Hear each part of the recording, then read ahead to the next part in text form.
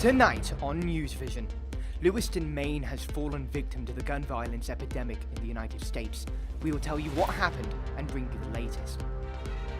But Mr. Card is considered armed and dangerous, and police advise that Maine people should not approach him under any circumstances. Plus, it's homecoming week here at the University of Miami. We will see how the Canes are celebrating. Really made school spirit like a big thing, which is part of a big part of the reason why I came here. And later on, the House of Representatives has finally elected a House Speaker after more than 3 weeks. We will tell you who it is. These stories and a lot more on tonight's episode of NewsVision. It starts right now.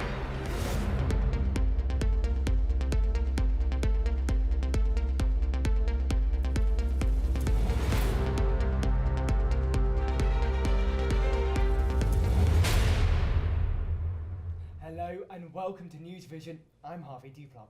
And I'm Melanie Lowe. Thank you for joining us.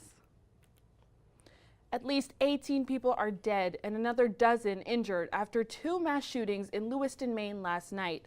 Police are looking for the suspect, who's been identified as 40-year-old Robert R. Card.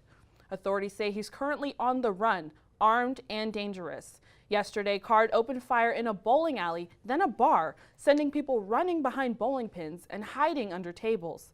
Maine residents are encouraged to stay inside and remain on high alert until the shooter is caught.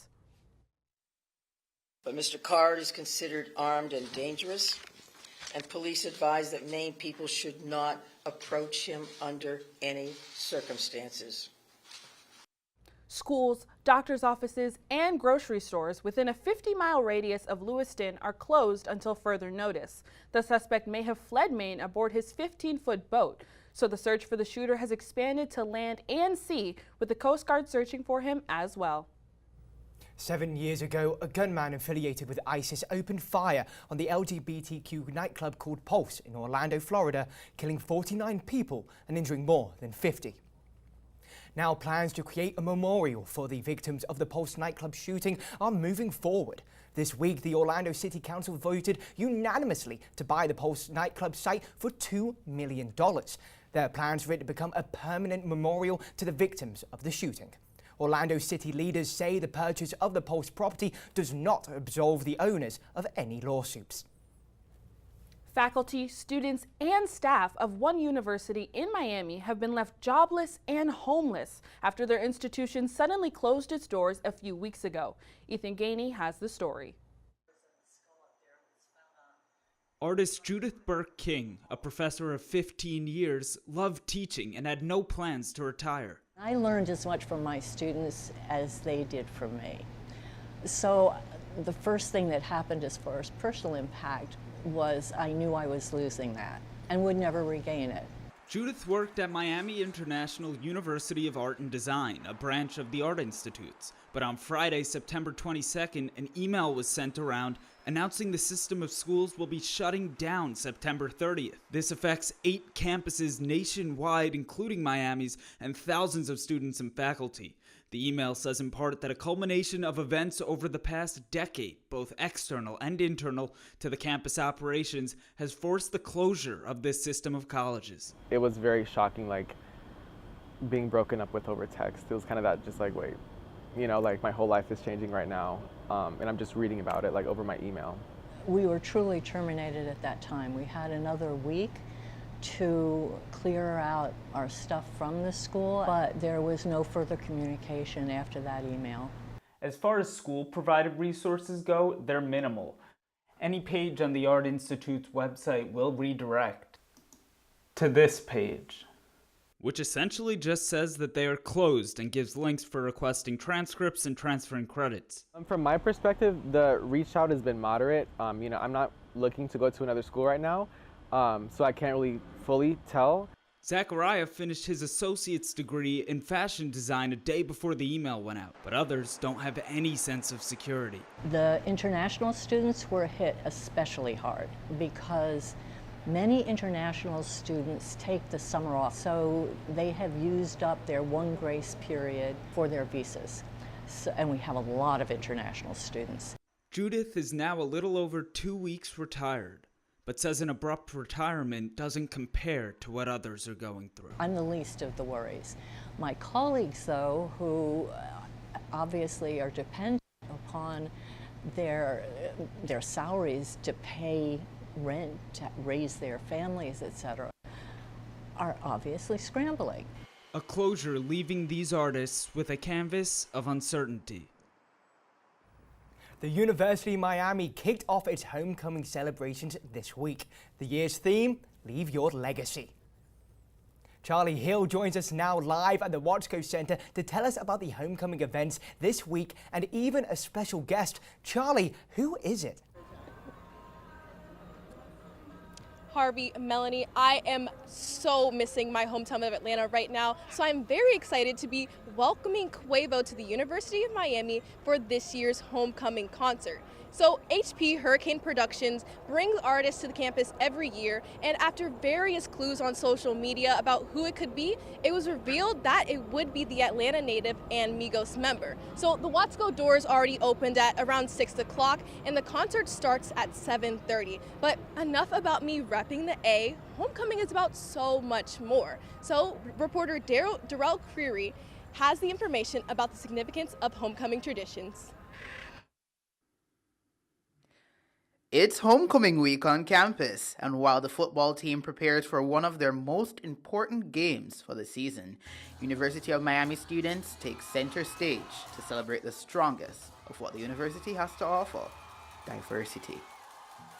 3 main student organizations, the Federation of Cuban Students, United Black Students, and Association of Commuter Students, kicked off homecoming week in the Shalala Center on Monday.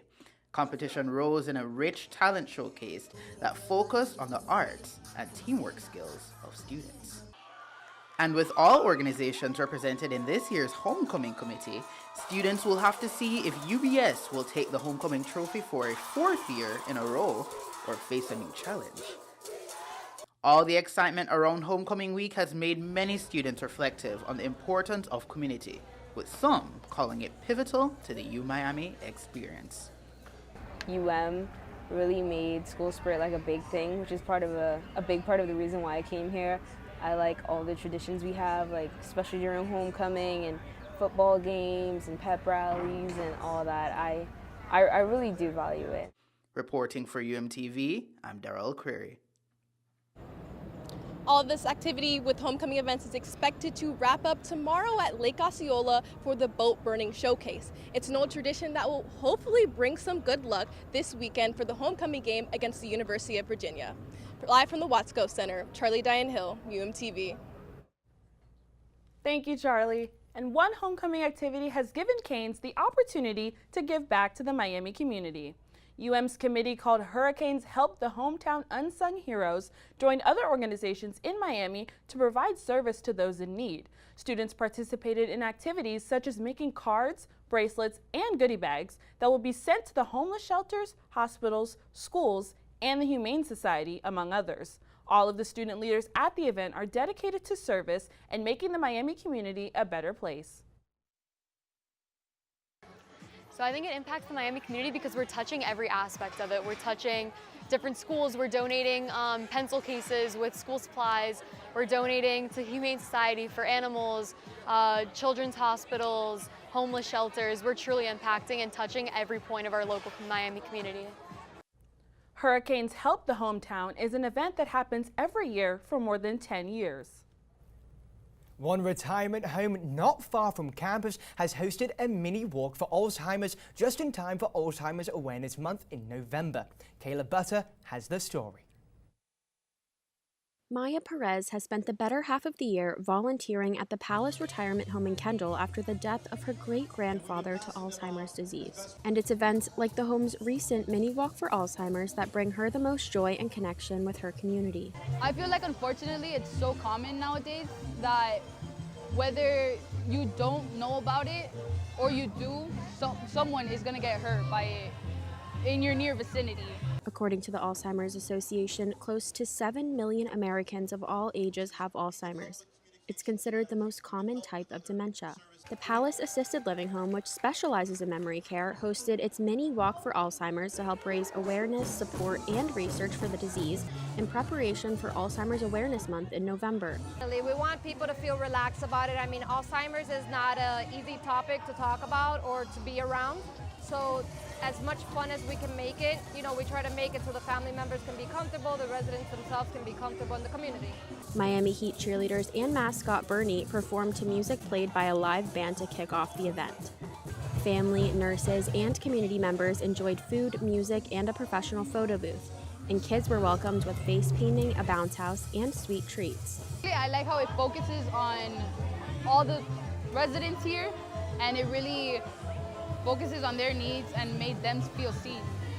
And while the event brought community members together in a day of activities, Maya hopes those around her were able to learn more about the disease that affects millions of families around the world, just as it has affected hers.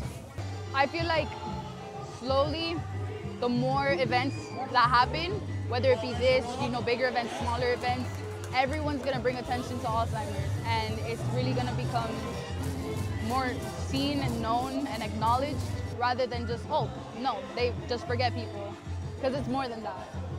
Kayla Butter, UMTV.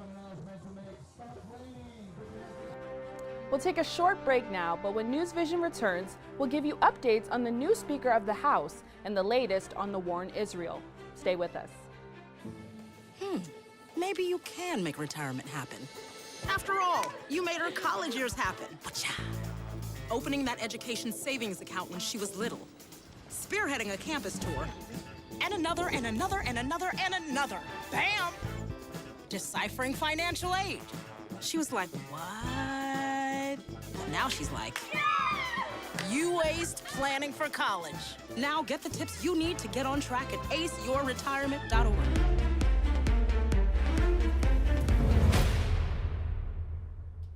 Thank you for staying with NewsVision. Louisiana Representative Mike Johnson is the new Speaker of the House. The House voted on Wednesday after 3 weeks without a speaker following the ousting of Kevin McCarthy. Johnson won with unanimous support from House Republicans. Johnson's views are conservative, and he opposes both abortion rights and gay marriage. Johnson is also a supporter of former President Donald Trump and was one of the main congressional figures in the attempt to overturn the 2020 election. But after nearly a month without a speaker, the new speaker is ready to get to work. We want our allies around the world to know that this body of lawmakers is reporting again to our duty stations. Let the enemies of freedom around the world hear us loud and clear. The People's House is back in business. Johnson already faces many challenges, with a potential government shutdown looming as government funding expires on November 17th.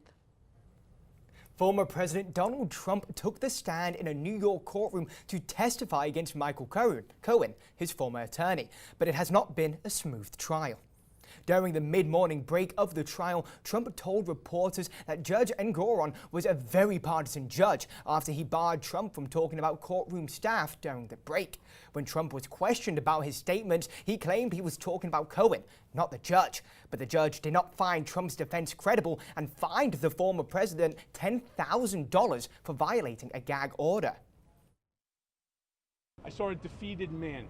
I saw somebody that knows that it's the end of the Trump organization, already found guilty of fraud. The license will ultimately be taken, and now this entire case is merely about how much. This is merely about how much disgorgement the Attorney General will be seeking. Cohen also described Trump as a mob boss who tells you what he wants without directly telling you.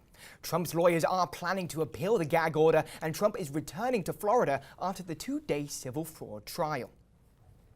More than 7,000 people have now died in Israel and Gaza after Israel declared war on the militant organization Hamas that attacked the Jewish state on October 7th. On Wednesday night, U.S. President Biden said he's committed to ending the conflict once and for all.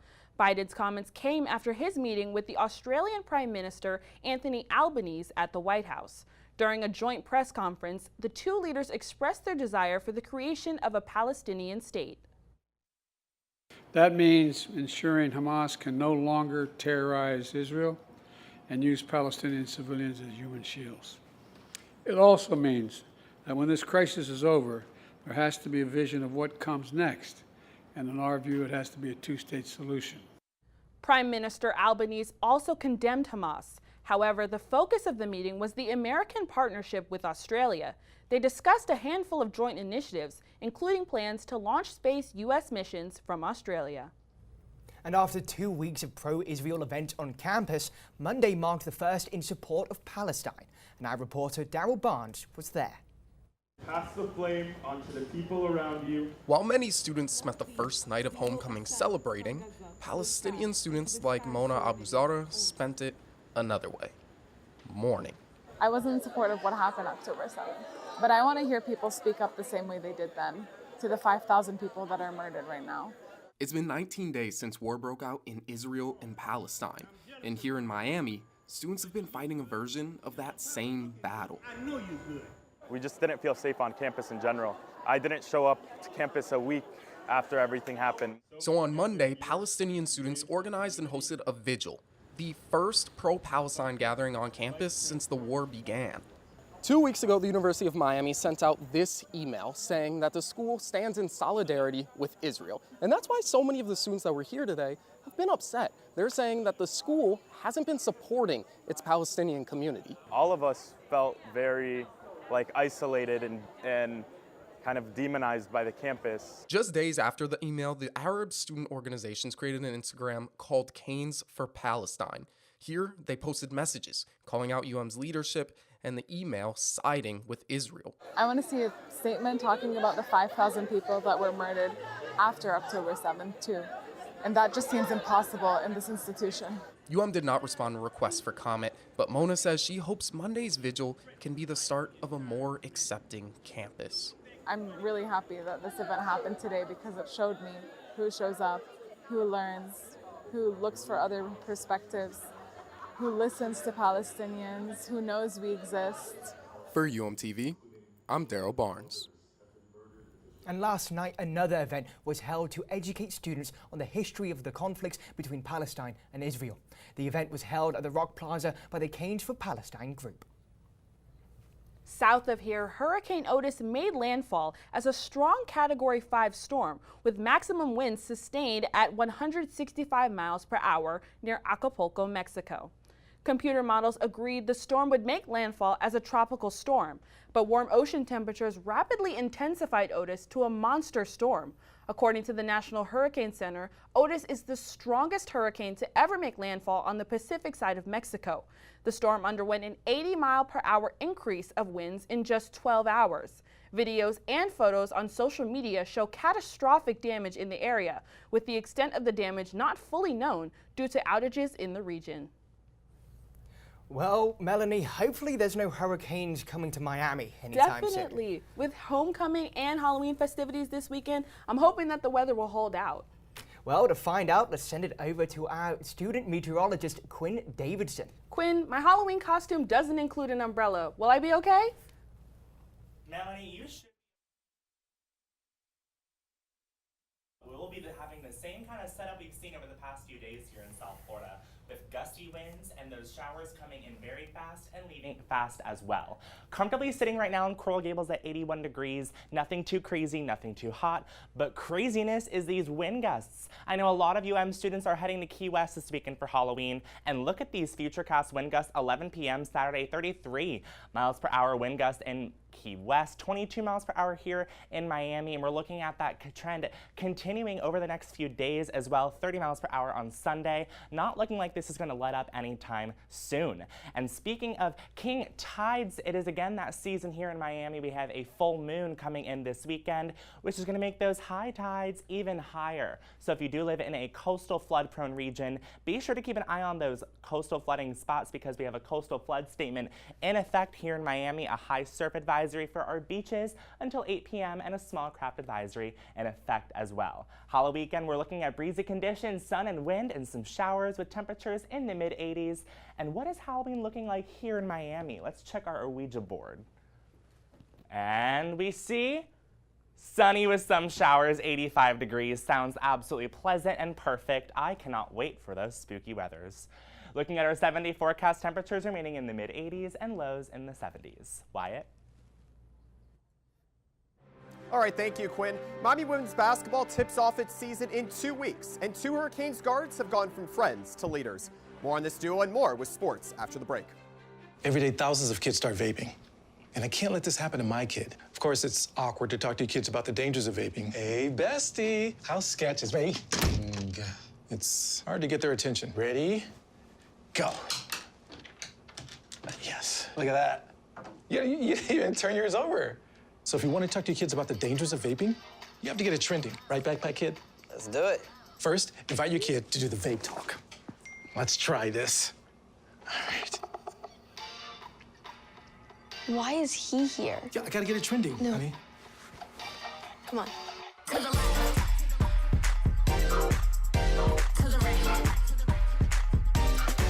Let's go.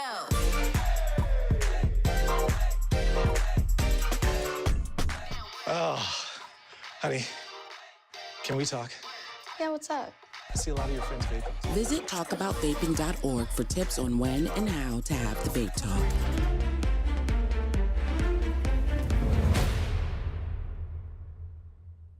Welcome to sports. I'm Wyatt Kopelman. Miami football got back to Hard Rock Stadium and hosted the Clemson Tigers for the first time since 2015. Let's go up to Miami Gardens to see the highlights. No Tyler Van Dyke for Miami in this one, but Cade Klubnik making his second trip to Hard Rock Stadium after losing the Orange Bowl last year, giving Clemson a 10-point lead, finding the tight end and Jake Brenningstool on the edge that time. Miami would have to rally back if it was going to get its first ACC win. And Emory Williams, the freshman quarterback, taking a deep risk, and he gets a reward with Colby Young, the former Lackawanna College transfer. And there's Andres Borregales, once again knocking in a field goal. That was one of 2 tying field goals in this one, this time from 35 yards. This one went to 2 overtimes. It started quiet, but it got theatrical at the end. A.J. Allen, the Nebraska transfer, running it in from 3. And Miami was able to beat Clemson for the first time at home since 1956. 4th and goal stop, no one other than Corey Flagg Jr., the veteran linebacker. Miami wins 28-20.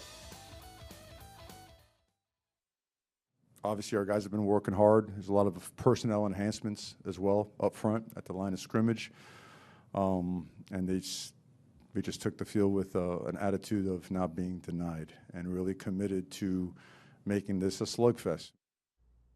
October is here and women's basketball is near. Coach Katie Meyer's Hurricanes suit up after their Elite 8 run, and now with 2 different names to lead the team every day.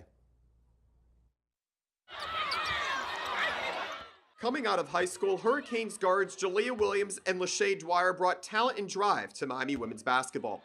And over the past 2 years in Coral Gables, they have grown up together and become close friends on and off the court. Now that me and Shay get to play on the floor at the same time is just incredible, being that, you know, our freshman year, both of us was like top 2 in leading still. So it's just like you have 2 dogs on the floor. I feel like now us 2 being one of the main leaders on the team, I feel like that just makes our chemistry even more because there's no one else for us to look up to. Last season, the Lady Canes made history by going to their first ever Elite 8. But after falling short against the eventual national championship winning Louisiana State Tigers, it became clear to them how soon they would have to grow as leaders if they wanted to lead the program to a national championship in 2024. I have seen her go into more of a mature adult. Our seniors set the foundation, so now it's for us to literally keep that foundation, keep that standards for new people coming in. If I see Shay Shooter, she'd be like, oh, Leah, come over here with me and stuff like that. So it's just like, that's where her leadership skills improve.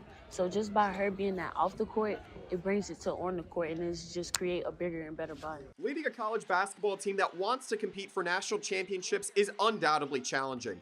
But 19th year head coach Katie Meyer gave the Hurricanes duo one message to share with their teammates. You guys got 2 senior years. I mean, that's all I keep saying to them.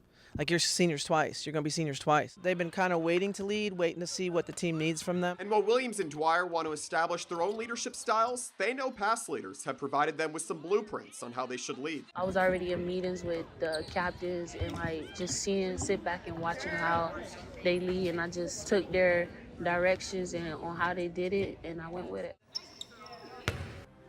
That was sports anchor Wyatt Kopelman reporting. Time for another short break now, but just ahead, we will show you how some 4-legged friends got to have some Halloween fun. Stay with us. Hi, may I please have an application? Thank you.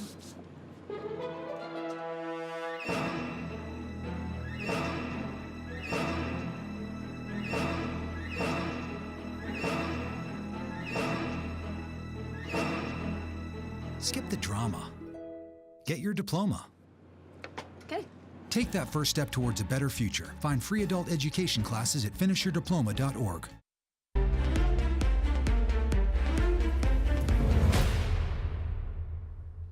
One of my favorite holidays is coming next week. Halloween is typically a time associated with scary ghouls and monsters, but one organization in Miami is making Halloween a lot less scary and way more furry. I went to Pinecrest Gardens to find out how. It's not unusual to see dogs enjoying an outing with their owners in Pinecrest Gardens in Miami, but it is not an everyday event that the pets are dressed to impress. And I saw a sign for Halloween. I was like, that is so cute. I wonder if, you can bring your pets, you can bring your dogs, and we haven't taken them out really anywhere since we moved to Pinecrest. So I just thought it'd be a nice, fun thing to do on Saturday, and now we're here, and they're dressed for the occasion. Pookie and Eleanor, along with dozens of other dogs, came to Pinecrest Gardens on Saturday for the 13th annual Halloween event. Dogs and their owners came dressed as their favorite characters, animals, and foods in the spirit of Halloween. The event featured food, dance performances from local groups, and even an agility course for furry friends to run around. But the purpose of Halloween was not just to have fun. The event is put together by a Miami organization called Paws for You, whose goal is to rescue stray animals from euthanasia and find them caring foster homes. Our vision is to keep animals safe from the threat of euthanasia, because once they're with us, and it doesn't matter how long. What I would love for the community to know that it's kind of a partnership that we need, because there are so many strays out there that we need help too. So if you find a dog or a cat, we offer all the medical support. We offer food, crates, everything. If you can foster, that leaves space for an animal that doesn't have a foster home. The event also gave local vendors an opportunity to showcase their products and services for the Miami dog community. I help out Paws for You once a week. I give them an hour of my time, and we post some of their dogs, and that helps get the word of the business out. So this event is magnificent because so many people are walking by and seeing what we're doing, and they fall in love with the idea. The highlight of the event was a costume contest featuring all the best doggy outfits from the day. And the winner? All the proceeds from the Halloween event are used to fund Paws for You and its community outreach. Paws for You is continually hosting adoption events on Saturdays at PetSmart and Pet Supermarket. But its next big event is the Paws for You Gala in January 2024. Melanie Lowe, UMTV. And finally, hundreds of students attended the annual Lantern Festival over the weekend, hosted by the Asian American Students Association.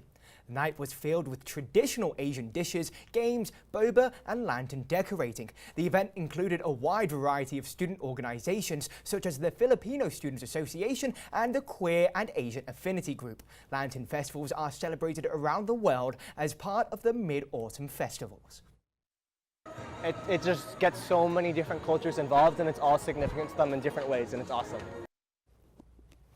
The festival honors the connection between the moon and the seasons. The night ended as students set their newly decorated lanterns off into Lake Osceola. Well, Melanie, I've never actually been to that festival, but it seems like a lot of fun. Yeah, I went last year. It was really nice to see all the little lanterns lighting up the lake, and especially during homecoming week, it's a good way to unite the whole campus. But Halloween is around the corner, Harvey. What are your plans? My plans is extremely scary. I'm going to be a journalist working in my house, a journalist student working in my house because I've got too much work to be going out. But you know, the day after Halloween, it's my 21st birthday. Wow, yeah. 21, that's a big one. Yeah, no, I feel old and young. It's about time. I feel like everyone in the grades below me are older, but I'm just excited to have a good Halloween weekend. Well, happy birthday from everybody here at NewsVision. But that's all the time we have for this week's episode of NewsVision. Thank you so much for tuning in. We will see you next week, but until then, have a great night and a happy Halloween!